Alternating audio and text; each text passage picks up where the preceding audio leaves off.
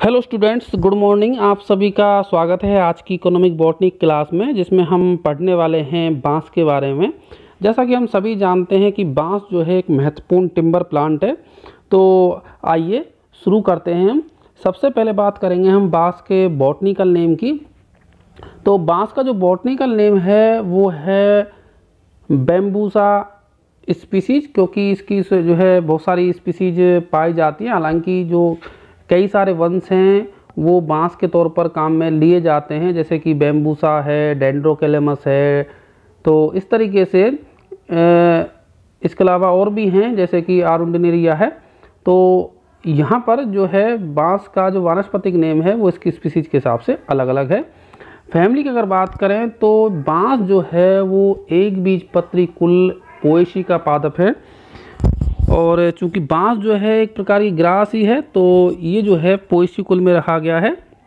और पोएसी के भी अगर उपकुल की बात करें तो बोम्बेसिडी जो उपकुल है उसमें इसको रखा गया है। अब हम बात कर लेते हैं बांस के बारे में सामान्य जानकारी की और इसके वितरण की कि कहाँ पर पाया जाता है। बांस जो है वो उष्णकटिबंधीय क्षेत्र का पादप माना गया है। उष्णकटिबंधीय और जो उपोष्णकटिबंधीय क्षेत्र था, ट्रॉपिकल और सब ट्रॉपिकल जो रीजन्स हैं उसका पादप माना जाता है। विशेषकर अगर हम देखें तो एशिया के जो पूर्वी भाग हैं वहाँ पर ये प्रमुखता से पाया जाता है। इसके अलावा दक्षिणी अमेरिका के जो नम भाग हैं, इसके अलावा जो नम उष्ण जिसको हम कह सकते हैं कि उन भागों में पाया जाता है। अगर उत्पत्ति की बात करें हम तो इसकी जो उत्पत्ति है, हालांकि बहुत ज़्यादा इसकी उत्पत्ति के बारे में स्पष्टता नहीं है, लेकिन फिर भी ये माना जाता है कि जो बांस है वो एशिया उत्पत्ति का पादप है। विशेष करके पूर्वी एशिया, जो मलेशिया इंडोनेशिया जो क्षेत्र है उसकी उत्पत्ति का पादप बांस को माना जाता है।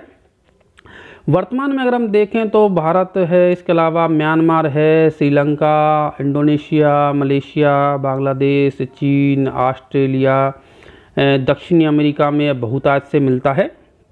आप यहाँ देख भी सकते हैं। अगर हम बांस की बात करें, जैसा कि हम बता रहे थे कि बांस की बहुत सारी जातियां हैं और उनके कई वंशों के अंतर्गत वो आती है। अगर हम प्रमुख वंशों को देखें तो बांस की जो जातियां पाई जाती हैं वो बैम्बूसा, इसके अलावा आरुंडिनेरिया, डेंड्रोकेलेमस, जाइगेंटोक्लोआ, थैमनोकेलेमस, सूडोस्टेकियम, सेफेलोस्टेकियम, इस तरीके के जो है कई वंशों के जो पौधे हैं वो बांस के अंतर्गत आते हैं। कई जातियाँ सम्मिलित की गई हैं। कुछ जातियों के नाम आप देख भी सकते हैं, जैसे कि बैम्बूसा टुल्डा, बैम्बूसा वल्गेरिस, इसके अलावा डेंड्रोकेलेमस वंश की स्पीसीज है हैमिल्टोनाई, ये भी बांस की स्पीसीज है, डेंड्रोकेलेमस गैगेंटिकस। तो इस तरीके से काफ़ी सारी स्पीसीज जो हैं बांस की कृषि भी की जाती हैं, जो कि अलग अलग काम में ली जाती हैं। तो कहने का तात्पर्य ये है कि बांस की जो है कई वंशों के अंतर्गत कई जातियां हैं जिनको प्रयोग में लिया जाता है। विशेषकर डेंड्रोकेलेमस और जो बैम्बूसा वंश है उनकी जातियां ज़्यादा उपयोगी हैं। अब हम बात करेंगे पादप के वानस्पतिक लक्षणों की या बॉटनिकल कैरेक्टर्स की। तो हम सब ने लगभग बांस को देख रखा है, तो हम ऐसे में बॉटनिकल कैरेक्टर्स को भी आसानी से बता सकते हैं। यहाँ पर हम बांस का पादप देखते हैं तो आप आसानी से जो है इसके बॉटनिकल लक्षणों को समझ पाएंगे। देख सकते हैं कि आप बांस का जो पादप है उस तरीके का होता है। हालांकि आकारी के हिसाब से देखें तो हम बांस की जो अलग अलग प्रजातियां हैं उनमें विविधता हमें देखने को मिलती है। और जैसा कि आप यहाँ पर देख सकते हैं कि जो बांस का पादप होता है वो एक तो बहुवर्षीय होता है, पेरेनियल होता है, अर्थात काफ़ी वर्षों तक वृक्ष रहता है। हालांकि जो पादप है वो वृक्ष या झाड़ी के रूप में हो सकता है। पादप जो होते हैं वो सघन समूह के रूप में उगते हैं। आप यहाँ देख सकते हैं कि इस तरीके से समूह के रूप में पादप उगते हैं। आप यहाँ स्क्रीन पर देखिए कि किस तरीके से जो पादप हैं वो समूह में उग रहे हैं। और ये जो पादप हैं, इन पादपों का तना जो है वो कल्म कहलाता है। ये आप जो तना देख रहे हैं इसको हम कल्म कहते हैं। ये जो तना है ये कल्म कहलाता है। और ये जो तना होता है वो खोखला भी होता है और कुछ एक स्पीसीज में ये ठोस भी होता है। विशेषकर डेंड्रोकेलेमस की हम बात करें, तने को आप देख सकते हैं कि तना जो है स्पष्ट तौर पर पर्व संधियों व पर्व में विभाजित रहता है। आप इन जो जॉइंट्स को देख रहे हो इनको हम कहते हैं पर्व संधियाँ, और दो पर्व संधियों के बीच का जो भाग है वो कहलाता है पर्व कहलाता है। ये जो आप पार्ट देख रहे हैं इसको हम पर्व कहते हैं। तो इस तरीके से तना जो है खोखला होता है पर्व संधियों में और पर्व में डिवाइड रहता है, जॉइंटेड रहता है। आप देख सकते हैं जॉइंट्स आपको दिख ही रहे हैं। तना इसका अगर हम देखें मॉर्फोलॉजिकल दृष्टि से तो आप यहाँ देख सकते हैं कि तना जो है वो होता है इसका बेलनाकार तना है। ये चिकना होगा, बिल्कुल छूने में जो है ग्लेवरस लगता है, चिकना लगता है, हरे रंग का होता है। इसके अलावा जो है ये बाद में पीले रंग का भी हो जाता है। पर्व जो है जैसा कि आपको बताया खोखले होते हैं, और पर्व संधियां जो होंगी, जो वाला पार्ट है पर्व संधियां, यहाँ पर पट पाए जाते हैं। लेकिन डेंड्रोकैलेमस जो स्ट्रिक्टस स्पीसीज उसमें तना ठोस होता है, जैसा कि आपको पहले ही बताया। तो ये जो पर्व हैं वो खोखले होंगे और यहाँ पर जो है पट पाया जाएगा। पत्तियों की अगर आप बात करें तो पत्तियाँ आप देख सकते हैं यहाँ पर कि पत्तियाँ जो हैं वो लेंसुलेट होती हैं, लेंसुलेट पत्तियाँ जो है यहाँ पर पाई जाती हैं। इसके अलावा पत्तियाँ लिगुलेट होंगी और पत्तियों में जो है प्राय एवरंत होती हैं।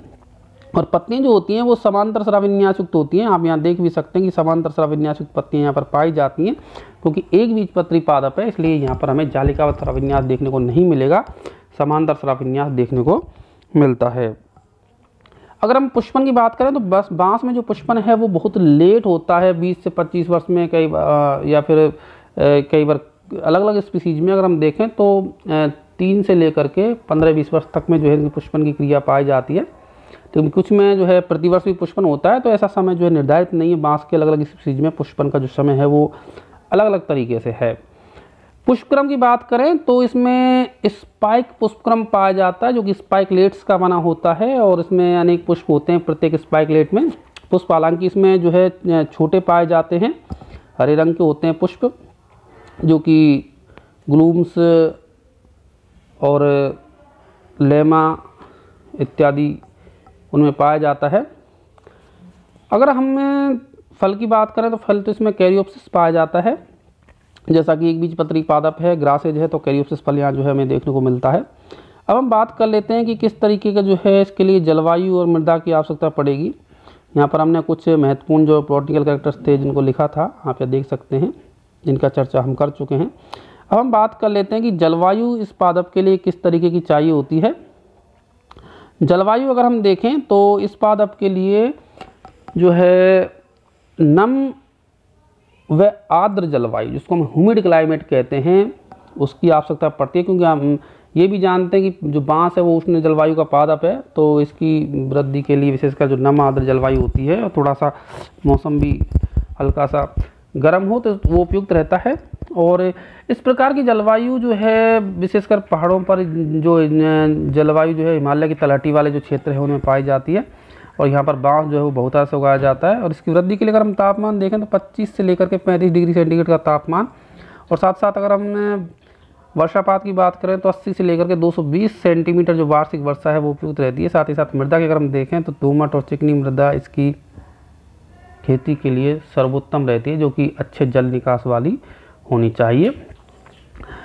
अब हम जलवायु के बाद में बात कर लेते हैं इसके संवर्धन की, कि किस तरीके से इसका संवर्धन कर सकते हैं। तो बांस में जो है अगर हम देखें तो जैसा कि आपको बताया कि पुष्पन बहुत लेट होता है और बीज निर्माण भी बहुत कम होता है।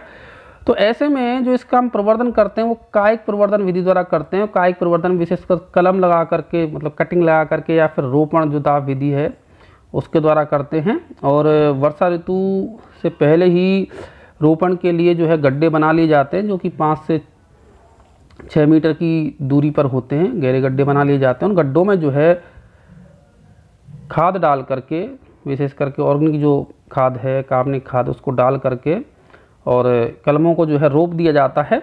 और बाद में जो बांस का पादप है वो तेज़ी से वृद्धि करता है।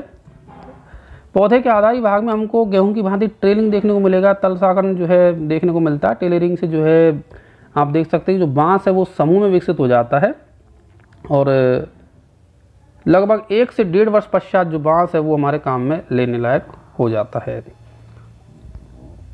अब हम बात कर लेते हैं पादप के उपयोग क्या हैं। तो हम सभी जानते हैं बांस के जो उपयोग है एक बहुत, या कह सकते हैं कि विविध उपयोगी पादप है बांस, जिसका प्रयोग बहुत ज़्यादा किया जाता है।